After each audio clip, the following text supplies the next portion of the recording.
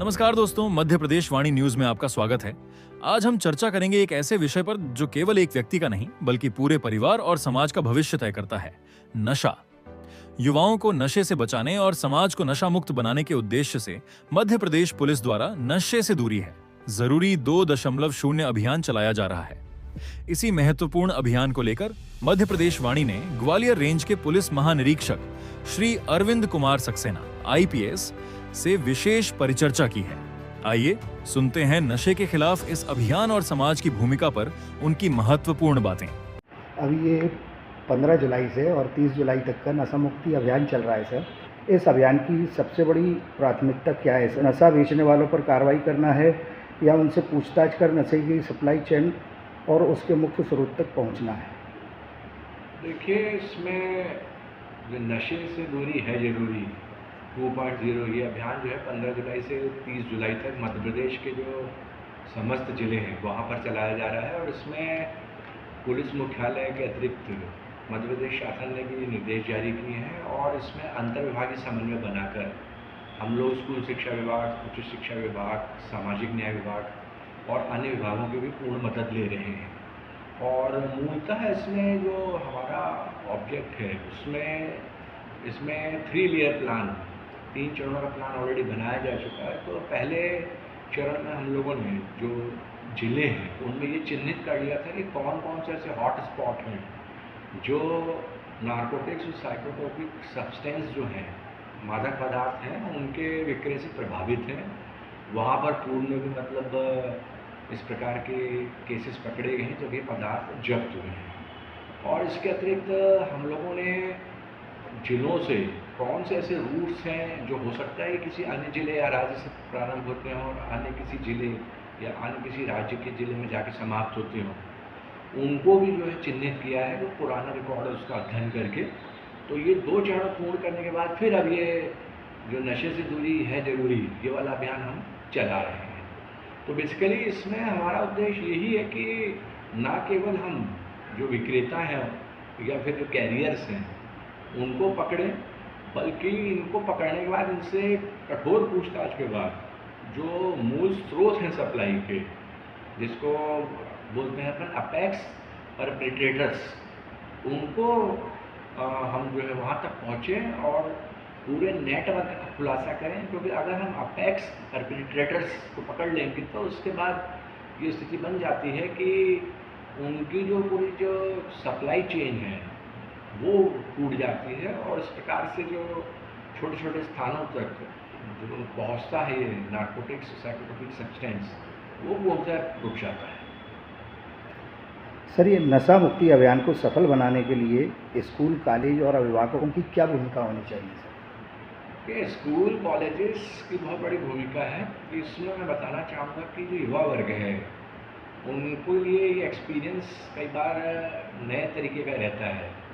तो बहुत से जो इसमें अपराधी तत्व हैं वो प्रयास करते हैं कि जो स्कूल कॉलेजेस के जो छात्र हैं तो उनको जहाँ वो पढ़ने जाते हैं या जो हॉस्टल्स वगैरह में रहते हैं उसके पास सक्रिय होकर इस प्रकार के जो नार्कोटिक्स और साइकोट्रोपिक सब्सटेंस है उनके यूज़ की या सेवन की आदत डाल के उनको इस पर्टिकुलर उसमें वो लोग फंसाएं इस प्रकार की आदत में। तो उसमें मेरा ये कहना है कि हम लोग स्कूल कॉलेज में जा रहे हैं, बता रहे हैं कि किसी को यदि कोई किसी भी प्रकार की सूचना मिलती है तो उसका नाम पूर्णतः गोपनीय रखा जाएगा। उसको जिले स्तर के हमने कुछ नंबर प्रोवाइड किए हैं, वहाँ या पुलिस कंट्रोल रूम में भी सूचना कर सकते हैं वो। इसके अतिरिक्त पालकों को भी ये ज्ञान रहना चाहिए कि यदि वो पॉकेट मनी दे रहे हैं अपने बेटे बेटियों को तो उसका सदुपयोग हो रहा है कि नहीं। क्योंकि हम ये देख रहे हैं कि जो कोशिश इस आपराधिक तत्व हैं वो ये कर रहे हैं कि इसमें हर जेंडर को, मेल फीमेल सबको टारगेट बनाया जाए। तो मैं ये चाहूँगा कि पेरेंट भी पूरा सतर्क रहें, वो गतिविधि ऑब्जर्व करें कि बच्चा जो है कहीं ऐसा तो स्थिति नहीं है उसकी कि बहुत ड्राउजी यानी हमेशा कुछ ऐसा नींद में फील करते हैं या उसका व्यवहार या उसकी जो बातचीत है वो कहीं असामान्य लगती है हमें। उसमें क्या होता है कि जैसे इस प्रकार के जो पदार्थों का सेवन करने लगते हैं तो उसमें नॉर्मली मैंने देखा कि नींद की प्रवृत्ति बहुत विकसित हो जाती है। दूसरा, जो आपके बातचीत करने की या संवाद करने की जो स्पष्टता है वो ख़त्म होने लगती है। तो यदि पालक अलर्ट रहेंगे तो उनको ये स्पष्ट हो जाएगा कि उनका जो बालक या बालिका है वो किसी ऐसे नार्कोटिक से साइकोट्रोपिक पदार्थ का जो है वो सेवन करने लगा जहाँ से इस प्रकार की ट्रबल आ रही है। ये युवा वर्ग में भी हो सकता है जो बालिग हैं। तो बालिग लोगों पर भी अगर इसमें पेरेंट नज़र रखते हैं, उनकी गतिविधियों पर नज़र रखते हैं तो निश्चित रूप से ये बहुत यूज़फुल रहेगा। स्कूल कॉलेजेस में कई बार मैंने देखा कि हॉस्टल्स के वार्डन रहते हैं, बाकी डिसिप्लिन मेंटेन करने के लिए जो स्ट्रिक्ट नेचर के और एक्टिव नेचर के लेक्चरर्स और प्रोफेसर्स रहते हैं, उनकी कमेटी बनाई जाती है। उनको भी इस पे वॉच रखना चाहिए कि ऐसा तो नहीं कि कोई स्टूडेंट बहुत एब्सेंट हो रहा हो या उसका जो बिहेवियर है क्लास में वो एबनॉर्मल हो। और उसके बाद कोशिश करनी चाहिए कि ऐसे कौन से कारण हैं कि कहीं ऐसा तो नहीं कि वो किसी नार्कोटिक या साइकोट्रोपिक सब्सटेंस को कंज्यूम करने का आदी हो गया हो। तो ये सारे उसमें हमारी सामाजिक जिम्मेदारी बनती है। और उसके बाद हम सभी लोग हैं जो भी स्कूल कॉलेजेस जाके प्रचार कर रहे हैं और बता रहे हैं उनको कि इन लोगों की क्या मॉडल ऑपरेंडी रहती है, जो अपराधी रहते हैं इस प्रकार के जो पदार्थों को बेचने वालों की, उन सब से उनको सतर्क किया जा रहा है और सभी लोग इसमें आगे आए।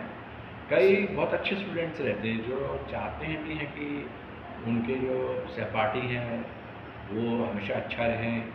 और यदि वो वॉच करते हैं कि कहीं कोई ऐसा एलिमेंट्स हैं जो स्कूल के आसपास सक्रिय हैं तो उसके विषय में वो जो गोपनीय नंबर हमारे सर्कुलेट किए हैं हमने सूचना दे सकते हैं। देखने में आया है सर कि कई अभिभावक अपने बच्चों की बात जानबूझकर छुपा लेते हैं।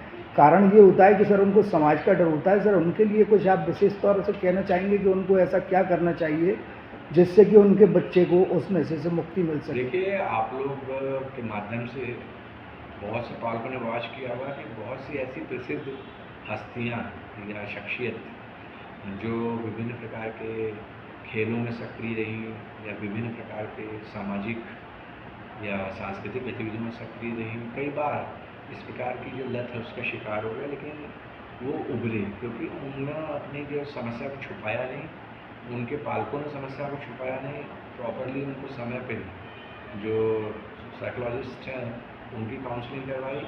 यदि कोई मेडिकेशन या चिकित्सा की आवश्यकता है तो प्रॉपरली उनकी चिकित्सा कराई गई, तो उससे अंततः ये सामने आया कि इस प्रकार की जो नशीले या मादक पदार्थों की जो उनको आदत पड़ गई थी सेवन करने की, बेसिकली नार्कोटिक्स और साइकोट्रोपिक सब्सटेंस की, उसका जो है कंजम्पशन उन्होंने बंद कर दिया और वो सामाजिक विचारधारा में एक सामान्य स्वस्थ इंसान की तरह जुड़ गए।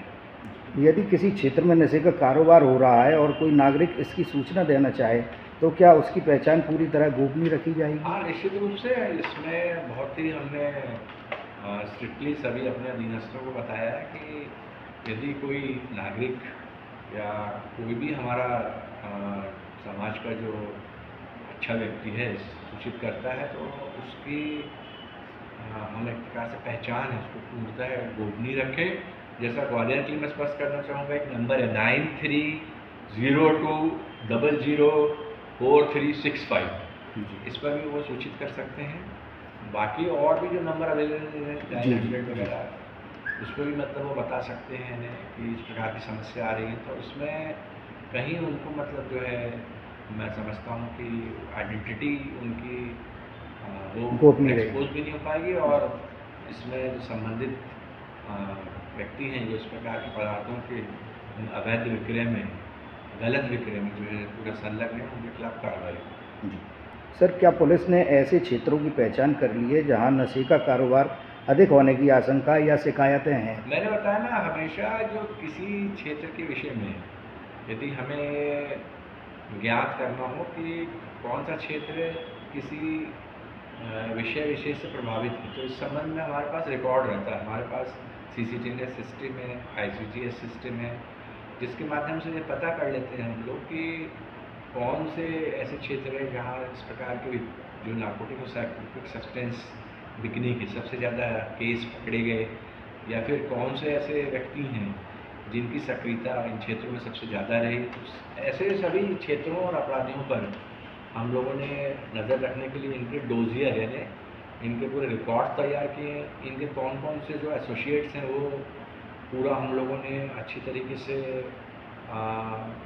कलेक्ट किया है, पूरे उनके डेटा को भी। और इसके अतिरिक्त इनकी और भी जो गतिविधि है उस पर हम लोग जो टेक्निकली किस प्रकार से नज़र रख पाएँ, उसकी हम लोगों की अपनी कुछ प्रक्रियाएँ हैं, तो उस पर हम लोग काम करते रहते हैं। मध्य प्रदेश वाणी न्यूज को देखने के लिए आपका धन्यवाद। जुड़े रहिए मध्य प्रदेश वाणी के साथ।